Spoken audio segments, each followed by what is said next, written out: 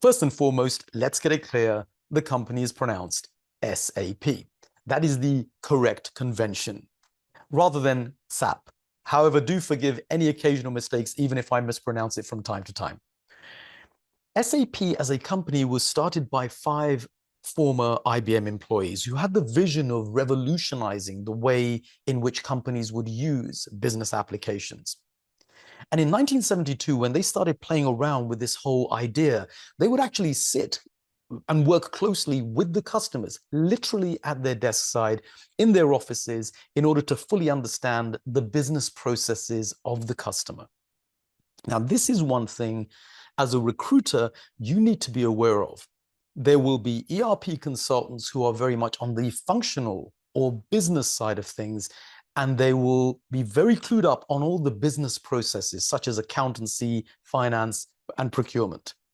But others may be much more on the technical side of the SAP implementation. That was the vision of the early founders of SAP. The company was created in 1972, and the German name was given, which translates directly into Systems Analysis, Program and Development.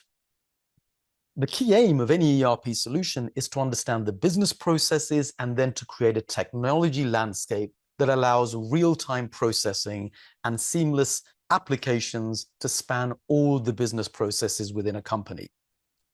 Where other software companies were interested in dominating one niche area of the business or one business process, SAP was about creating something like a blanket, which could be superimposed upon the entire business landscape and thus allow all the processes to be taken care of. By 1975, this group of developers had created applications that would ease invoice verification, inventory management, and financial accounting for their clients. The other important thing to understand or appreciate about this type of solution is that after ERP is implemented, all of the company, its business units, and its users suddenly are able to see the result of a transaction at exactly the same time. In fact, in real time. And this is where the term R actually comes from. The idea that the system could update across the entire IT structure in real time was a true revolution at that point. And by 1979, the company had started to develop R2, which was a second generation of the software. So contrary to what most people think, R3, which is still seen on CVs, is not particularly referring to being a third version of anything, of R.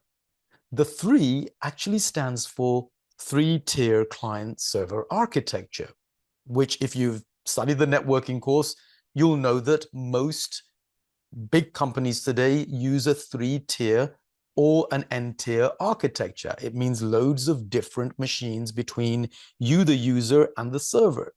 And that's where the R3 comes in.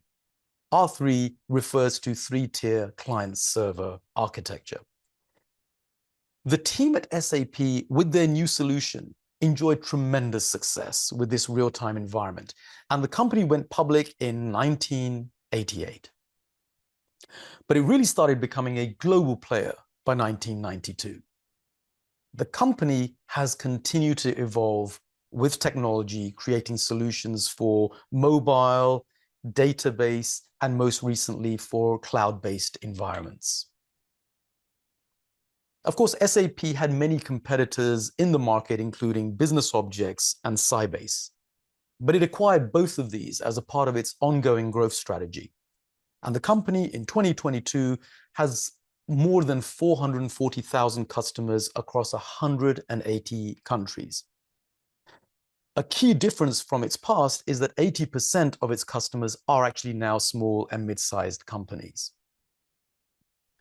Amazingly, when you look at SAP customers today, they generate 80% of total global commerce, and 99 of the 100 largest companies in the world are SAP customers.